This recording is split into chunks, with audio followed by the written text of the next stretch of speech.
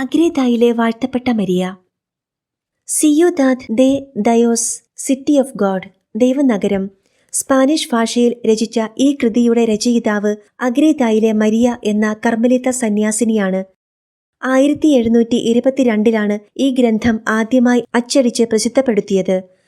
അപ്പോൾ ഇതിന്റെ രചയിതാവ് മരണമടഞ്ഞിട്ട് അരനൂറ്റാണ്ടിലേറെയായിരുന്നു. 1630കളിൽ പരിശുദ്ധ കന്യകാമറിയം മരിയയ്ക്ക് പ്രത്യക്ഷപ്പെട്ട് വെളിപ്പെടുത്തി കൊടുത്തതനുസരിച്ച് നടത്തിയതാണ് ഈ ഗ്രന്ഥരചന. ഈ കൃതിക്ക് സ്ഥിരീകരണം ലഭിക്കാനുണ്ടായ കാലതാമസവും ഇതിന്റെ ഉള്ളടക്കത്തെ സംബന്ധിച്ചുള്ള വിവാദങ്ങളും പ്രസിദ്ധീകരണത്തിന് വഴിമുടക്കി എന്ന് പറയാം. ഇത് പ്രസിദ്ധീകരിക്കുന്നതിൽ രചയിതാവിന് മടിയുണ്ടായിരുന്നു. 2 പ്രാവശ്യം ഇതിന്റെ കയ്യെഴുത്ത് പ്രതി അവർ തന്നെ നശിപ്പിച്ചു കളഞ്ഞിരുന്നു. എങ്കിലും മേൽപ്പട്ടക്കാരന്റെ നിർദ്ദേശപ്രകാരം 3-ാം പ്രാവശ്യം എഴുതിയതാണ് ഇപ്പോൾ നിലവിലുള്ള ഗ്രന്ഥം. ഈ കൃതി 8 പുസ്തകങ്ങളായിട്ടാണ് എഴുതിയിരിക്കുന്നത്. ഇന്ന് ഈ കൃതി ക്രൈസ്തവ സാഹിത്യത്തിലെ ശ്രേഷ്ഠ കൃതികളിലൊന്നായി പ്രകീർത്തിക്കപ്പെടുന്നു. പ്രസിദ്ധീകൃതമായ കാലം തൊട്ട് മാർപ്പാപ്പമാർ, സഭാപണ്ഡിതർ, വിശുദ്ധർ തുടങ്ങി സാധാരണ വിശ്വാസികൾ വരെ ഏവർക്കും പ്രിയങ്കരമായ ഒരു കൃതിയാണിത്. പരിശുദ്ധ അമ്മയുടെ ഭക്തർ ഈ കൃതിയെ ഏറ്റവും ആദരവോടെ കാണുന്നു. അനേകം ലോകഭാഷകളിലേക്ക് ഈ ഗ്രന്ഥം പരിഭാഷ ചെയ്യപ്പെട്ടിട്ടുമുണ്ട്. ദൈവനഗരത്തിന്റെ രചനാ കാലഘട്ടവും ഈ കൃതിയുടെ രചയിതാവിന്റെ ജീവിതവും പഠിക്കുമ്പോൾ അത്യന്തം വിസ്മയകരമായ ഒരു ജീവിതത്തിന്റെ ചിത്രമാണ് മുന്നിൽ തെളിയുന്നത്. 16-17 നൂറ്റാണ്ടുകൾ യൂറോപ്പിനും മറ്റു ലോക ജനപദങ്ങൾക്കും ആധുനിക യുഗത്തിലേക്കുള്ള യുഗസംക്രമത്തിന്റെ കാലമായിരുന്നു. വാസ്കോഡി ഗാമയും ക്രിസ്റ്റഫർ കൊളംബസും നടത്തിയ കടൽ യാത്രകൾ പാശ്ചാത്യ രാജ്യങ്ങൾക്കു മുൻപിൽ കീഴടക്കാനുള്ള ഒരു വലിയ ലോകം തുറന്നിട്ടു. ഈ യുഗമാണ് കൊളോണിയൽ കാലഘട്ടം. യൂറോപ്പിൽ ഇതിനകം പ്രൊട്ടസ്റ്റന്റ് വിപ്ലവം കൊടിയേറിക്കഴിഞ്ഞിരുന്നു. അതിന്റെ അനുകരണങ്ങൾ പിന്നീടുള്ള ചരിത്രത്തിലുടനീളം പ്രതിധ്വനിക്കുകയും ചെയ്തിരുന്നു. അമേരിക്കൻ ഭൂഖണ്ഡത്തിലേക്ക് കടൽമാർഗം കണ്ടെത്തിയതോടെ പോർച്ചുഗൽ, സ്പെയിൻ എന്നീ കത്തോലിക്ക രാജ്യങ്ങൾ കോളനി അധിനിവേശത്തിന്റെ മുൻനിരക്കാരായി. സഭാ നവീകരണം എന്ന പേരിൽ നടന്ന വിപ്ലവത്തിന്റെ പ്രതിവിപ്ലവമെന്നവണ്ണം ഇഗ്നേഷ്യസ് ലയോളയെപ്പോലെയുള്ളവരുടെ നേതൃത്വത്തിൽ പുതിയ പ്രസ്ഥാനങ്ങൾ യൂറോപ്പിൽ രൂപം കൊണ്ടിരുന്നു. അതിനു മുൻപ് സഭയിൽ വേദപാരംഗതരായ ആവിലായിലെ വിശുദ്ധ അമ്മ ത്രേസ്യ, കുരിശിന്റെ വിശുദ്ധ യോഹന്നാൻ തുടങ്ങിയവരുടെ നവോത്ഥാന പ്രവർത്തനങ്ങളും സജീവമായിരുന്നു. കോളനികളിലേക്ക് സഞ്ചരിച്ച നാവികർക്കൊപ്പം മിഷണറിമാരും പുതിയ ദേശങ്ങളിലെത്തി ക്രിസ്തു സന്ദേശം പ്രചരിപ്പിച്ചു തുടങ്ങി. പോർച്ചുഗീസ്, സ്പാനിഷ് സന്യാസി സമൂഹങ്ങളായിരുന്നു ഇതിനു മുൻപിൽ നിന്നിരുന്നത്. അമേരിക്കയിലെ ആദിവാസി സമൂഹങ്ങളായ റെഡ് ഇന്ത്യൻ എന്ന് പാശ്ചാത്യർ വിളിച്ചിരുന്ന അനേകം സമൂഹങ്ങൾ ഇവരുടെ പ്രേഷിത സമാരംഭങ്ങളുടെ വിളഭൂമിയായി. ഇവിടെയാണ് അഗ്രേതായിലെ മേരിയുടെ ചരിത്രം വിസ്മയകരമാകുന്നത്. വടക്കൻ സ്പെയിനിലെ സോറിയ പ്രവിശ്യയിൽ അഗ്രേത എന്ന പട്ടണത്തിൽ 1602 മരിയ കൊറോണൽ അരാന ജനിച്ചത്. പ്രഭു കുടുംബമായിരുന്ന അരാന അപ്പോഴേക്കും സാമ്പത്തികമായി വളരെ ക്ഷയിച്ചു പോയിരുന്നു. 11 മക്കൾ ജനിച്ച ഈ കുടുംബത്തിൽ ബാല്യം പിന്നിട്ടത് 4 പേർ മാത്രം. ഭക്തരായ ഈ കുടുംബം മുഴുവനും പിന്നീട് സന്യാസ ജീവിതം സ്വീകരിച്ചു. തീരെ ചെറുപ്രായത്തിൽ തന്നെ മരിയയ്ക്ക് അസാധാരണമായ ദൈവദർശനങ്ങൾ ലഭിച്ചിരുന്നു. 8 വയസ്സുള്ളപ്പോൾ തന്നെ അവൾ സ്വയമേ കന്യാവ്രത പ്രതിജ്ഞ ചെയ്തു. 12-ാം വയസ്സിൽ സന്യാസിനിയാകാൻ ആഗ്രഹിച്ചെങ്കിലും അതിനായി 4 വർഷങ്ങൾ കൂടി കാത്തിരിക്കേണ്ടി വന്നു. 17-ാം വയസ്സിൽ Poor Clares of the Immaculate Conception എന്ന സന്യാസ സഭയിൽ ചേർന്നു. 1620 സിസ്റ്റർ മേരി ഓഫ് ജീസസ് എന്ന പേരിൽ വ്രതവാഗ്ദാനം നടത്തി. പിന്നീടുള്ള ജീവിതം വിശുദ്ധിയുടെ പൂർണ്ണതയ്ക്കായുള്ള തീവ്ര തപശ്ചര്യകളുടെയും ദിവ്യ അനുഭവങ്ങളുടെയും സുവർണകാലമായിരുന്നു. ആരെയും വശീകരിക്കുന്ന എളിമയും ഹൃദയ നൈർമല്യവും പ്രസരിപ്പും കൊണ്ട് ഈ സന്യാസിനി ഏവർക്കും ജീവിത മാതൃകയായി. ഇതുമൂലം തനിക്കിഷ്ടമില്ലാതിരുന്നിട്ടു കൂടി 25-ാം വയസ്സിൽ അവളെ മഠത്തിലെ ആബട്ടായി വാഴിച്ചു. 38 വർഷം ഈ സ്ഥാനത്ത് തുടർന്നു. ഒരിക്കൽ മാത്രം സ്വന്തം അഭ്യർത്ഥന പ്രകാരം 3 വർഷത്തേക്ക് ഈ സ്ഥാനത്തു നിന്നും മാറി നിന്നു. മഠത്തിലെ സുപ്പീരിയർ ആയിരിക്കുമ്പോഴും അവിടുത്തെ ഏറ്റവും എളിയ ജോലികൾ അവൾ തന്നെ ചെയ്യുമായിരുന്നു. തന്റെ ആധ്യാത്മിക ഗുരുവിന് അവൾ പൂർണ്ണമായും വിധേയപ്പെട്ടിരുന്നു. ഈ അനുഭവത്തെപ്പറ്റി അവൾ പിന്നീട് പറഞ്ഞത് ഇപ്രകാരമാണ്: അദ്ദേഹം വളരെ നന്നായി പെരുമാറി. അദ്ദേഹത്തിന്റെ ഭാഗത്താണ് ശരി എന്ന് ഞാനും വിശ്വസിച്ചു. അനുസരണയിലൂടെ ഞാൻ വലിയ സന്തോഷം അനുഭവിച്ചു. മേരി തന്റെ കീഴിലുള്ളവരെയെല്ലാം അത്യധികം വിവേകത്തോടും സ്നേഹത്തോടും കൂടി നയിച്ചു. എല്ലാ രാത്രികളിലും തന്റെ തപശ്ചര്യയുടെ ഭാഗമായി ഭാരമേറിയ ഒരു മരക്കുരിശും തോളിലേറ്റി അവൾ പതിവായി കുരിശിന്റെ വഴി ചൊല്ലിയിരുന്നു. വിദൂര ദേശങ്ങളിൽ സുവിശേഷ പ്രഘോഷണം നടത്താൻ അവൾ തീവ്രമായി ആഗ്രഹിച്ചിരുന്നു. ഈ ജനതകളുടെ മാനസാന്തരത്തിനായും അവർക്ക് മിഷണറിമാരെ ലഭിക്കാനും അവൾ നിരന്തരം പ്രാർത്ഥനയിലേർപ്പെട്ടു. ഈ പ്രാർത്ഥനകൾക്കെല്ലാം അത്ഭുതകരമായ മറുപടിയാണ് ദൈവം നൽകിയത്. മേരിയെ തന്നെ ദൈവം ആ ദേശങ്ങളിലേക്ക് അയച്ചു. സ്പെയിനിലുള്ള തന്റെ സന്യാസ ഭവനത്തിന്റെ 4 കെട്ടിനുള്ളിൽ പ്രാർത്ഥനാ നിരതിയായി കഴിഞ്ഞ മേരി എങ്ങനെയാണ് അമേരിക്കയുടെ തെക്കു പടിഞ്ഞാറൻ പ്രദേശത്ത് വസിച്ചിരുന്ന അജ്ഞാതരായ ഒരു പറ്റം ആദിവാസികളെ ക്രിസ്തുമാർഗത്തിൽ എത്തിച്ചത്? ഈ കഥയാണ് ഇന്ന് നമുക്ക് അവിശ്വസനീയമായി തോന്നുന്നത്. ഈ സംഭവങ്ങളുടെ തുടക്കം 1620-ലാണ്. മെക്സിക്കോ, ടെക്സാസ് തുടങ്ങിയ പ്രദേശങ്ങൾ അന്ന് സ്പെയിനിന്റെ നിയന്ത്രണത്തിലായിരുന്നു. ഈ പ്രദേശങ്ങളിൽ വിവിധ ഗോത്രങ്ങളിൽപ്പെട്ട ആദിവാസി സമൂഹങ്ങൾ ഉണ്ടായിരുന്നു. ടെക്സാസിന്റെ പടിഞ്ഞാറൻ ഭാഗത്ത് വസിച്ചിരുന്ന ഹുമാനോ എന്ന പേരിൽ അറിയപ്പെട്ടിരുന്ന റെഡ് ഇന്ത്യൻ സമൂഹം അന്ന് ഒറ്റപ്പെട്ടു കഴിഞ്ഞിരുന്ന ഒരു വിഭാഗമായിരുന്നു. അവിടെ നിന്ന് അനേകം മൈലുകൾ അകലെ മെക്സിക്കോയിൽ സ്പാനിഷ് കത്തോലിക്ക സമൂഹങ്ങളും സഭാ സംവിധാനങ്ങളുമുണ്ടായിരുന്നു. ഇങ്ങനെയിരിക്കെയാണ് അഗ്രീതായിലെ സന്യാസിനി അവരെ സന്ദർശിക്കാൻ തുടങ്ങിയത്. ഹുമാനോകൾ വസിച്ചിരുന്ന ഗ്രാമാതിർത്തിയിൽ ഉയർന്നു നിന്നിരുന്ന പർവ്വതങ്ങളിൽ നിന്നും മേഘങ്ങൾക്കിടയിലൂടെ ഭൂമിയിലേക്ക് പറന്നിറങ്ങുന്ന നീല മേൽവസ്ത്രം ധരിച്ച ഒരു സുന്ദരി സ്ത്രീയെ അവർ കണ്ടു. പിന്നീട് സഭാ അധികാരികൾ പലവട്ടം നടത്തിയ കൃത്യമായ അന്വേഷണങ്ങൾ ഈ സത്യം സ്ഥിരീകരിച്ചു. ഈ സംഭവം തുടർച്ചയായി പല ഗ്രാമങ്ങളിലും നടന്നതായി തെളിഞ്ഞു.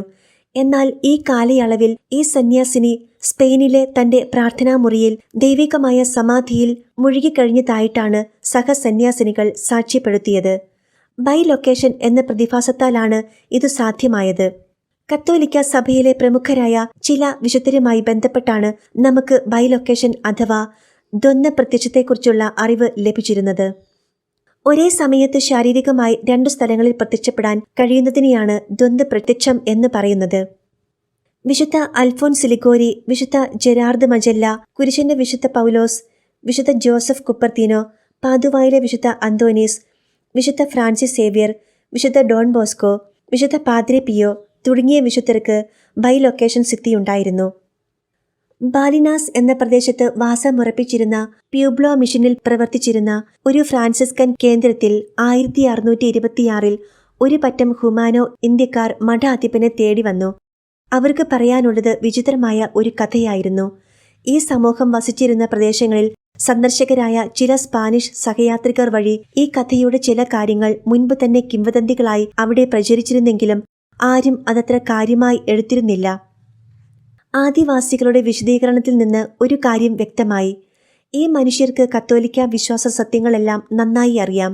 അവർ വന്നത് തങ്ങളെ നിരന്തരം ആകാശമാർഗത്തിൽ വന്ന് സന്ദർശിക്കുകയും അവരുടെ സ്വന്തം ഭാഷകളിൽ തന്നെ മതബോധനം കൊടുക്കുകയും ചെയ്ത നീല മേലങ്കി അണിഞ്ഞ വെളുത്ത സ്ത്രീ പറഞ്ഞു വിട്ടതിന് പ്രകാരമാണ്. ഈ സമൂഹത്തിന് ജ്ഞാനസ്നാനം കൊടുക്കാനും വിശ്വാസത്തിൽ ഉറപ്പിക്കാനുമായി വൈദികർ വേണ്ടിയിരുന്നു. വൈദികർ തങ്ങളുടെ വാസസ്ഥലങ്ങളിൽ നിന്നും ഏറെ ദൂരെയാണെങ്കിലും ഏറ്റവും സമീപത്തുള്ളത് ഈ ഫ്രാൻസിസ്കൻ സമൂഹമായിരുന്നു. 1626 ന്യൂ മെക്സിക്കോ പ്രദേശത്തായിരുന്നു ഈ ആകാശ സന്ദർശനങ്ങൾ നടന്നിരുന്നത്. ഗ്രാൻ ക്വിറ എന്ന സ്ഥലത്താണ് ആദ്യ സന്ദർശനം എന്നു കരുതപ്പെടുന്നു. കുവാരാക്ക് എന്ന സ്ഥലത്തിന് സമീപമുള്ള ആദിവാസി ഗ്രാമങ്ങളിൽ 500 പ്രാവശ്യമെങ്കിലും സന്ദർശനങ്ങൾ നടന്നതായി കണക്കാക്കപ്പെടുന്നു. ഈ സ്ത്രീയുടെ വിവരണം കൃത്യമായി ഈ മനുഷ്യർ നൽകിയിരുന്നതിനാൽ ആശ്രമാധിപനായ പ്രൊഫസർ അലോൻസോ ദെ വിദസിന് പിന്നീട് സ്പെയിനിൽ ചെന്ന് കൃത്യവിവരങ്ങൾ അന്വേഷിക്കുക എളുപ്പമായിരുന്നു.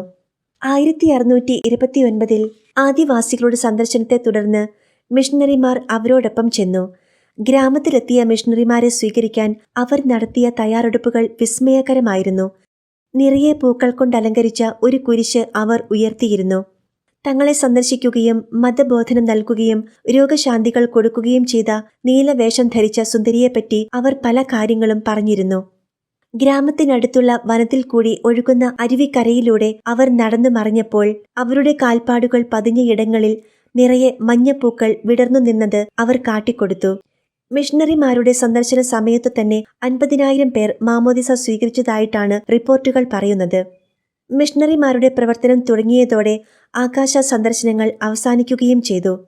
അലോൻസോ ദെ വിദേസ് മേൽപ്പറഞ്ഞ കാര്യങ്ങളുടെ ഒരു റിപ്പോർട്ടുമായി സ്പെയിനിലെത്തി. അന്ന് രാജാവായിരുന്ന ഫെലിപ്പെ നാലാമനെ കണ്ട് കാര്യങ്ങൾ വിശദമായി ചർച്ച ചെയ്തു. തുടർന്ന് അദ്ദേഹം അഗ്രേത സന്ദർശിച്ച് സിസ്റ്റർ മേരിയുമായി അഭിമുഖ സംഭാഷണങ്ങൾ നടത്തി. വിശദമായ ഒരു അന്വേഷണമായിരുന്നു ലക്ഷ്യം. ഈ സന്യാസിനി അപ്പോൾ മഠാധിപ കൂടിയായിരുന്നു. തന്റെ പ്രാർത്ഥനാവേളകളിൽ കർത്താവ് തന്നെ വിദൂരത്ത് ആദിവാസി സമൂഹങ്ങൾ വസിക്കുന്ന ഇടങ്ങളിൽ എത്തിക്കുകയും അവരുടെ ഇടത്തിൽ താൻ സുവിശേഷം പറയുകയും ചെയ്യുന്നതായ ദർശനങ്ങൾ ഉണ്ടായിരുന്ന കാര്യം അവർ ബോധിപ്പിച്ചു. റെഡ് ഇന്ത്യക്കാർ പറഞ്ഞ കാര്യങ്ങളും ആബട്ട് അറിഞ്ഞ കാര്യങ്ങളും തമ്മിൽ ഒത്തുപോകുന്നതായിരുന്നു. ഇതിന്റെ അടിസ്ഥാനത്തിൽ അലോൻസോ അന്ന് മാർപ്പാപ്പയായിരുന്ന ഉർബാൻ 8-ന് 1634 ഒരു റിപ്പോർട്ട് സമർപ്പിച്ചു. സഭാ നടപടികൾ അനുസരിച്ചുള്ള അന്വേഷണങ്ങൾ അഗ്രേതായിലെ സന്യാസിനിയുടെ ജീവിതവുമായി ബന്ധപ്പെട്ട കാര്യങ്ങൾ ശരിവയ്ക്കുന്നതായിരുന്നു. ഇവിടെ ഇൻക്വിസിഷൻ എന്ന സഭാ കോടതിയെപ്പറ്റി ഒരു വാക്ക് പറയട്ടെ. ഇൻക്വിസിഷൻ എന്ന പേര് സാധാരണക്കാരിൽ ഉയർത്തുന്നത് മതമർദ്ദനത്തിന്റെ ചിന്തയാണ്. ചിന്തകരെയും ബുദ്ധിജീവികളെയും മർദ്ദിക്കുകയും കൊന്നൊടുക്കുകയും ചെയ്യുന്ന ഒരു സഭാ സംവിധാനം. എന്നാൽ ഇപ്രകാരമുള്ള സംഭവങ്ങൾ ആയിരുന്നില്ല അതിന്റെ പൊതു സ്വഭാവം. ഈ മാതിരി സംഭവങ്ങൾ ഉണ്ടായിട്ടുണ്ട് എന്നത് സത്യമാണ്. Joan of arc, Bruno, Galileo എന്നിവർക്ക് നേരിടേണ്ടി വന്ന അനുഭവങ്ങൾ മാത്രം വച്ചുകൊണ്ട് നമുക്ക് വിലയിരുത്താനാവില്ല. യൂറോപ്പിൽ എന്ന് മാത്രമല്ല ലോകത്തൊരിടത്തും കൃത്യമായ രീതിയിൽ മനുഷ്യത്വപരമായി ഉറച്ച നിയമങ്ങളുടെ അടിസ്ഥാനത്തിലുള്ള കോടതികൾ നിലവിലില്ലാതിരുന്ന കാലത്താണ് യൂറോപ്പിലെ സഭ ഈ പേരുള്ള സഭാ കോടതികൾ സ്ഥാപിച്ചത്. ഇതിന്റെ ചുവട് പിടിച്ചാണ് രാജഭരണകാലത്തെ രാജാക്കന്മാരുടെയും പ്രഭുക്കന്മാരുടെയും സ്വകാര്യ താൽപര്യാനുസൃതമുള്ള ക്രൂരവും മനുഷ്യത്വരഹിതവുമായ നീതി നടപ്പാക്കലുകൾ ഇല്ലാതെയാകുകയും ഇന്നത്തെ രീതിയിലുള്ള സിവിൽ കോടതികൾ ഉരുത്തിരിയുകയും ചെയ്തത്. അത്ഭുത സംഭവങ്ങളെ സംബന്ധിച്ച ഒരു കാര്യം കൂടി രേഖപ്പെടുത്തുന്നത് ഈ പശ്ചാത്തലത്തിൽ ഉചിതമായിരിക്കും. വിശുദ്ധരെയും താപസന്മാരെയും ചുറ്റിപ്പറ്റി അനേകം അത്ഭുതങ്ങൾ എപ്പോഴും ക്രിസ്തീയ സമൂഹങ്ങൾ സാക്ഷ്യപ്പെടുത്താറുണ്ട്. ദൃക്സാക്ഷികളും അനുഭവസ്ഥരുമായ ധാരാളം ആളുകളുടെ സാക്ഷ്യങ്ങൾ നാം നിരന്തരം കേൾക്കാറുണ്ട്. സഭാവിശുദ്ധന്മാരുടെ നാമകരണ നടപടികളിൽ മിക്കവാറും ഏറ്റവും നിർണായകമാകാറുള്ള കാര്യമാണ് അത്ഭുതങ്ങൾ. പ്രകൃതിയാലുള്ള പ്രക്രിയകൾക്കും മനുഷ്യന് ലഭ്യമായ ശാസ്ത്രീയമായ അറിവുകൾക്കും വിശദീകരിക്കാൻ കഴിയാത്ത കാര്യങ്ങളെയാണ് സാമാന്യമായി നാം അത്ഭുതമെന്ന് വിവക്ഷിക്കുന്നത്. എന്നാൽ അത്ഭുതങ്ങൾ എന്ന് പൊതുവെ സങ്കല്പിക്കപ്പെടുകയും വാഴ്ത്തപ്പെടുകയും ചെയ്യുന്ന കാര്യങ്ങളെല്ലാം പലപ്പോഴും അപ്രകാരമായിരിക്കുകയില്ല. വ്യക്തി കേന്ദ്രീകൃതമായ ഉപാസനാ രീതികൾക്ക് യാതൊരു പഞ്ഞവുമില്ലാത്ത നമ്മുടെ കാലത്ത് ഇത് ഒട്ടും അസാധാരണമല്ല. എന്നാൽ സഭയുടെ നിലപാടുകൾ അടിസ്ഥാനപരമായി സംശയത്തിൻ്റെതാണ്. അത്ഭുതങ്ങൾ സംഭവിക്കുമ്പോൾ സഭകളിൽ വെച്ച് കത്തോലിക്ക സഭയാണ് ഏറ്റവുമധികം സംശയം പ്രകടിപ്പിക്കുന്നത് എന്ന് ഒരു ചിന്തകൻ പറഞ്ഞത് ഓർമ്മിക്കുന്നു. ഈ നിലപാട് മൂലം വിശുദ്ധരും അത്ഭുത പ്രവർത്തകരുമായി ലോകം മുഴുവൻ ആദരിക്കുന്ന പലരും ഔദ്യോഗികമായി സഭാ വിശുദ്ധരുടെ പട്ടികയിൽ കണ്ടുവന്ന് വരികയില്ല. അത് അവർ വിശുദ്ധരല്ലാത്തതുകൊണ്ടോ വെറും തട്ടിപ്പുകാരായി കരുതപ്പെടുന്നത് കൊണ്ടോ അല്ല. സംശയലേശമന്യേ വേണ്ടത്ര തെളിവുകൾ കാട്ടിയെങ്കിൽ മാത്രമേ അത്ഭുത സംഭവങ്ങൾ സഭ സ്ഥിരീകരിക്കുകയുള്ളൂ. ഇക്കാര്യങ്ങൾ സമർത്ഥിക്കാനായി അഗ്രേതായിലെ മരിയയുടെ ജീവിത മരണങ്ങളിൽ സംഭവിച്ച ചില വസ്തുതകൾ ഇവിടെ നിരത്തുകയാണ്. മരിയ 1665 മരണമടയുകയും അവളുടെ ശരീരം തന്റെ ആശ്രമത്തിൽ തന്നെ സംസ്കരിക്കുകയും ചെയ്തു. 8 വർഷങ്ങൾക്കു ശേഷം അതീവ ബുദ്ധിമതിയും വിശുദ്ധ തപസ്വിനിയുമായി അറിയപ്പെട്ടിരുന്ന ഇവരുടെ നാമകരണ നടപടികൾക്ക് തുടക്കം കുറിച്ചു. ക്ലെമൻ 10-നാണ് അവളെ വാഴ്ത്തപ്പെട്ടവരുടെ നിരയിലേക്ക് ഉയർത്തിയത്. നാമകരണ നടപടികളുടെ ഭാഗമായി മൃതദേഹം കല്ലറയിൽ നിന്ന് പുറത്തെടുത്ത് പരിശോധിക്കാറുണ്ട്. മരിയയുടെ ശരീരം പുറത്തെടുത്തപ്പോൾ മരിച്ച അവസരത്തിൽ എങ്ങനെയായിരുന്നോ അങ്ങനെ തന്നെ അപ്പോഴും കാണപ്പെട്ടു. എങ്കിലും മറ്റു പല കാര്യങ്ങളും പരിശോധിച്ച ശേഷമേ അൾത്താര വണക്കത്തിന് പ്രതിഷ്ഠിക്കാനുള്ള തുടർ നടപടികൾ സ്വീകരിക്കുകയുള്ളൂ. മരിയയുടെ രചനകളെ സംബന്ധിച്ച് അനേക വിവാദങ്ങൾ യൂറോപ്പിലെ സർവകലാശാലകളിൽ നിന്ന് ഉയർന്നു വന്നതിനാൽ നൂറ്റാണ്ടുകൾ പിന്നിട്ടിട്ടും അവൾക്ക് വിശുദ്ധ പദവി നൽകിയില്ല. 1909 മരിയയുടെ ഭൗതികാവശിഷ്ടം പുനർപരിശോധനയ്ക്ക് വിധേയമാക്കി. ലഭ്യമായ ഫോറൻസിക് നടപടികൾ പ്രകാരം ഈ ശരീരം യാതൊരു കേടും കൂടാതെ അസാധാരണമായ അഴകോടെ ഇരിക്കുന്നതായി റിപ്പോർട്ട് ചെയ്യപ്പെട്ടു. 1989 ഫോറൻസിക് ശാസ്ത്രജ്ഞനായ ഡോക്ടർ ആൻഡ്രിയാസ് മൃതശരീരം വീണ്ടും വിശദമായ പരിശോധനയ്ക്ക് വിധേയമാക്കി. ആ റിപ്പോർട്ട് 1909 കണ്ടെത്തലുകളെ അപ്പാടെ ശരിവയ്ക്കുന്നതായിരുന്നു. അതിൽ ഇപ്രകാരം പറയുന്നു: എന്നെ ഏറ്റവും അതിശയിപ്പിച്ച കാര്യം 1909 മെഡിക്കൽ റിപ്പോർട്ടിൽ പ്രസ്താവിച്ചിരിക്കുന്ന അതേ അവസ്ഥയിൽ തന്നെ 80 വർഷങ്ങൾ പിന്നിട്ടിട്ടും തുടരുന്നുവെന്നതാണ്. അത്ഭുതങ്ങളെയും വിശുദ്ധ ജീവിതങ്ങളെയും ഒക്കെ അവഗണിച്ചും നിന്ദിച്ചും മുന്നേറുന്ന ഒരു ലോകത്ത് ദൈവത്തിന്റെ അടയാളങ്ങൾ അന്വേഷകരുടെ മുൻപിൽ എപ്പോഴുമുണ്ട് എന്ന കാര്യം ഓർക്കാം. ലോകത്തിന്റെ ഭോഷത്വം ദൈവത്തിന്റെ ജ്ഞാനമാണെന്നാണല്ലോ അഗ്രേത നമുക്ക് പറഞ്ഞു തരുന്നത്. വീണ്ടും കഥയിലേക്ക് മടങ്ങി വരാം. അലോൻസെ ദെ വീതയുടെ വിവരണങ്ങൾ കേട്ട് കൗതുകം പൂണ്ട സ്പെയിനിലെ ഫെലിപ്പെ നാലാമൻ രാജാവ് 1643 മരിയയെ അഗ്രേതായിൽ പോയി സന്ദർശിച്ചു. അത് 22 വർഷം ദീർഘിച്ച ഒരു കത്തിടപാടിന്റെ തുടക്കമായിരുന്നു. രാജാവും സന്യാസിനിയും തമ്മിൽ 2 ദശാബ്ദക്കാലം നടത്തിയ ഈ ലിഖിത സംവാദം സ്പെയിനിന്റെ കോളനി സംബന്ധമായ നിലപാടുകളെയും സ്വാധീനിച്ചുവെന്ന് ചില ജീവചരിത്രകാരന്മാർ പറയുന്നു. 1634 ഇൻക്വിസിഷൻ ഔദ്യോഗികമായ അന്വേഷണങ്ങൾ ആരംഭിച്ചു. മരിയയുടെ വിശ്വാസത്തിന്റെ ആഴവും പരപ്പും അറിയുന്നതിന് ഇൻക്വിസിഷൻ റിപ്പോർട്ടുകൾ മതിയാവും. 1620 സഭാവസ്ത്രം സ്വീകരിച്ച സമയം മുതൽ ഈ സന്യാസിനിക്ക് ശാരീരികമായും ആത്മീയവുമായ പല പ്രതിസന്ധികളിലൂടെയും കടന്നു പോകേണ്ടി വന്നു. അവൾ പ്രാർത്ഥനയും പരിത്യാഗവും കൊണ്ട് തന്റെ ജീവിതം ധന്യമാക്കി. സുദീർഘമായ പ്രാർത്ഥനാവേളകളിൽ സ്വർഗീയ അനുഭൂതിയിൽ ലയിച്ച അതിലാഘവത്വത്തോടെ നിരത്തുനിന്നുയർന്ന് മുട്ടിൽ നിൽക്കുന്നത് കണ്ടിരുന്ന കാര്യം സഹസന്യാസിനികൾ സാക്ഷ്യപ്പെടുത്തിയിട്ടുണ്ട്. ഈ അത്ഭുതം അനേകം വിശുദ്ധരുടെ ജീവിതത്തിൽ സംഭവിച്ചിട്ടുണ്ട്. വിശുദ്ധ ജോസഫ് കുപ്രത്തീനോ ആയിരുന്നു ഇവരിൽ ഏറ്റവും പ്രസിദ്ധൻ. ദൈവത്തിന്റെ വിശുദ്ധ നഗരം എഴുതി തുടങ്ങിയത് 1637 അതിന്റെ രചന 1645 വരെ തുടർന്നു. എന്നാൽ തന്റെ താൽക്കാലിക കുമ്പസാരക്കാരന്റെ താൽപര്യപ്രകാരം അവൾ ആദ്യ രചന കത്തിച്ചു കളയുകയാണ് ചെയ്തത്. 1649 രാജകുടുംബവുമായുള്ള ബന്ധം മരിയയ്ക്ക് വിനയായി മാറി. രാജാവിനെതിരെ ഗൂഢാലോചന കുറ്റം അവരുടെ മേൽ ആരോപിക്കപ്പെട്ടു. ഇത് ഇൻക്വിസിഷന് തലവേദനയായിത്തീർന്നു. 1650 മരിയയെ ഇൻക്വിസിഷൻ വിസ്തരിച്ചു. എന്നാൽ നിരപരാധിനിയെന്നു കണ്ട് വിട്ടയച്ചു. 1655 അവൾ കത്തിച്ചു കളഞ്ഞ ഗ്രന്ഥത്തിന്റെ രചന വീണ്ടും ആരംഭിച്ചു. 1660 അവൾ അത് പൂർത്തിയാക്കി.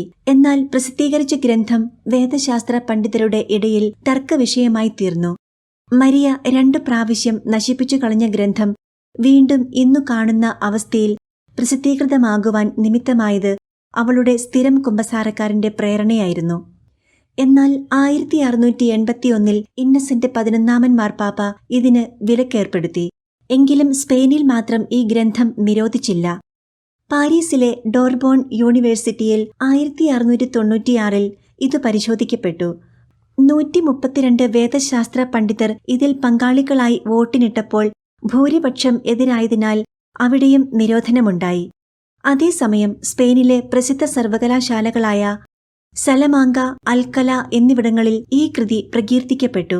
ഒപ്പം മറ്റു പല സർവകലാശാലകളും സ്പാനിഷ് ഇൻക്വിസിഷൻ 10 വർഷം പഠിച്ചതിനു ശേഷം ഈ കൃതിക്ക് അംഗീകാരം നൽകി. എന്നാൽ 1729 ബെനഡിക്ട് 14 മാർപ്പാപ്പ നിരോധനം സ്ഥിരീകരിക്കുകയാണ് ചെയ്തത്. എന്നാൽ റോമിന്റെ നിരോധനത്തിലേക്ക് നയിച്ചത് ഈ ഗ്രന്ഥത്തിന്റെ തെറ്റായ പരിഭാഷയായിരുന്നുവെന്ന് പിന്നീട് ചൂണ്ടിക്കാണിക്കപ്പെട്ടു. ഇതേ അബദ്ധം പാരീസിലും സംഭവിച്ചു. പരിഭാഷാ പിശക് മൂലമുണ്ടായ തെറ്റിദ്ധാരണകളിൽ ചിലത് താഴെ പറയുന്നു. 1. ശാരീരിക പരാമർശങ്ങൾ മാന്യതയ്ക്ക് ചേരാത്തത്. 2. മറിയത്തിന് വണക്കത്തിന് പകരം ആരാധനയർപ്പിക്കുന്നതായി തോന്നിക്കുന്ന പരാമർശങ്ങൾ. 3. മറിയത്തിന്റെ അമലോത്ഭവത്തെ സംബന്ധിച്ചുള്ള പ്രസ്താവനകളും അതിന്റെ വരപ്രസാദ ദാനത്തിലുള്ള അവളുടെ മാധ്യസ്ഥവും. ഇവിടെ ഒരു കാര്യം ഓർമ്മിക്കേണ്ടതുണ്ട്. അഗ്രേതായിലെ മരിയ ഫ്രാൻസിസ്കൻ സന്യാസിനിയായിരുന്നു. ഫ്രാൻസിസ്കൻ സമൂഹത്തെ പ്രധാനമായും നയിച്ചിരുന്ന ചിന്തകൾ സ്കോട്ടിസ്റ്റ് ആയിരുന്നു. ഫ്രാൻസിസ്കനായിരുന്ന ഡൺ സ്കോട്ടസ് എന്ന മഹാചിന്തകനായിരുന്നു ഇതിന്റെ ഉറവിടം. എന്നാൽ യൂറോപ്പിലെ എല്ലാ പ്രമുഖ സമൂഹങ്ങളിലും തോമിസ്റ്റ് ചിന്തകൾക്കായിരുന്നു പ്രാമുഖ്യം. അതായത് തോമസ് അക്വീനാസിന്റെ സ്കോളാസ്റ്റിക് ചിന്താധരണികൾ. ഈ നൂറ്റാണ്ടിൽ നിന്നുകൊണ്ട് വിലയിരുത്തുമ്പോൾ ദൈവനഗരത്തിൽ നമ്മൾ ദർശിക്കുന്ന മറിയത്തിന്റെ അമലോത്ഭവം, വരപ്രസാദത്തിലുള്ള അമ്മയുടെ മധ്യസ്ഥം എന്നിവ തികച്ചും സാധാരണ കാര്യങ്ങൾ മാത്രമാണല്ലോ. എന്നാൽ 17-ാം നൂറ്റാണ്ടിൽ സ്ഥിതി അപ്രകാരമായിരുന്നില്ല.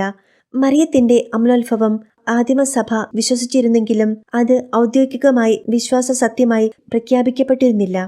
1854 9-ാം പിയൂസ് മാർപ്പാപ്പയാണ് ഇത് വിശ്വാസ സത്യമായി നിർവചിക്കുകയും പ്രഖ്യാപിക്കുകയും ചെയ്തത്. അതേ മാർച്ച് മാസത്തിൽ ലൂർദിൽ വെച്ച് ഇടയ ബാലികയായി ബർണദിതായ്ക്ക് പരിശുദ്ധ മാതാവ് പ്രത്യക്ഷപ്പെടുകയും അവർ തമ്മിൽ 16 പ്രാവശ്യം സംവദിക്കുകയും ചെയ്തു.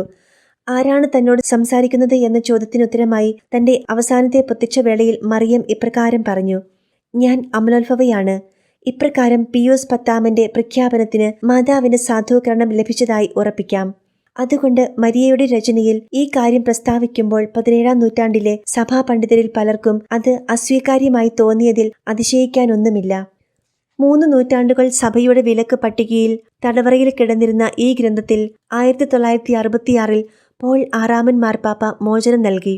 പല ഭാഷകളിലേക്കും മൊഴിമാറ്റം ചെയ്യപ്പെട്ട ഈ ഗ്രന്ഥം മലയാള വായനക്കാരുടെ കൈകളിൽ എത്തിക്കാൻ കഴിയുന്നത് ചാരിതാർത്ഥ്യജനകമാണ്. ഈ കൃതി ഒരു സ്വകാര്യ വെളിപ്പാടിന്റെ ഗ്രന്ഥമാണ്. സഭയുടെ ബൗദ്ധികവും ആധ്യാത്മികവുമായ പാരമ്പര്യത്തിൽ അനേക സ്വകാര്യ വെളിപ്പാടുകൾ ഉണ്ടായിട്ടുണ്ട്. അവയ്ക്കിടയിൽ വിശിഷ്ടമായ ഒരു സ്ഥാനം ഈ ഗ്രന്ഥത്തിന് കൽപ്പിക്കപ്പെടുന്നു. കത്തോലിക്ക സഭയുടെ മതബോധനം എന്ന ആധികാരിക ഗ്രന്ഥം സഭ എന്താണ് പഠിപ്പിക്കുന്നത് എന്ന് പറഞ്ഞു തരുന്നു.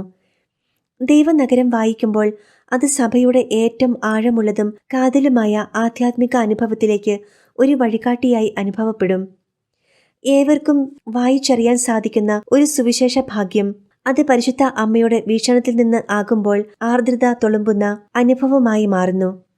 ഈ 2 ഗ്രന്ഥങ്ങളും സമകാലീന ലോകത്തിൽ ജീവിക്കുന്ന ക്രൈസ്തവർ അവശ്യം വായിച്ചിരിക്കേണ്ടതാണ്. ഏവർക്കും ഒരു നല്ല വായനാനുഭവം ആശംസിച്ചുകൊണ്ട് ഡോക്ടർ ജിജി ജോസഫ് കൂട്ടുമേൽ.